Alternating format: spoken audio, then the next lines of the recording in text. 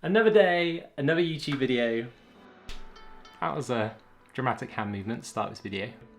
Today I want to know, how do you respond in a crisis? Are you one of those people who very calmly takes control of a situation, is peaceful, and just present to everything and aware of what's going on? Or are you one of those people who'd run around in a blind panic, going all a bit crazy until hopefully it all blows over at some point very soon? Well, I think you might be able to tell from my compelling acting behind me that I can easily fall into the second category there.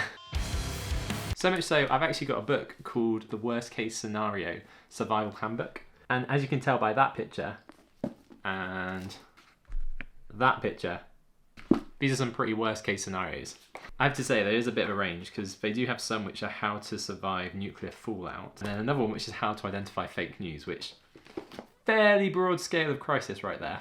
But I think so often for me, many times that panic is self-generated and self-fueled, and it's kind of how I've trained my brain or body to react in that situation. Because actually often when people are faced with real crisis, the natural response is to be calm and to be present to it. Whereas I think we sometimes think blind panic is the response. I'm actually reading another book at the moment called De Meeste Mensen Dugen, which is a Dutch book. And no, I can't pretend I'm not reading it in Dutch. I'm reading it in English. It's called Humankind, A Hopeful Human History. It'd be great if I knew Dutch. That sounds so much more intelligent.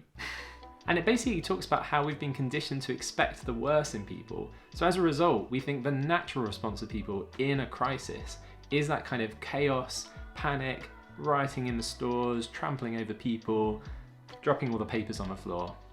Crisis. But this book highlights countless examples through history where actually when people are faced with significant crisis, they respond in good and calm ways, naturally. And instead it's the media and film and TV that tries to portray this sense of panic or chaos in response to situations. So that's why I made this little video today, because so often I can fall into that trap of chaotic panic. And I think sometimes that's because my brain thinks it's the right or natural response to it, whereas actually the peaceful response might be far more natural than we think. Thanks for watching this video. I hope you've enjoyed it.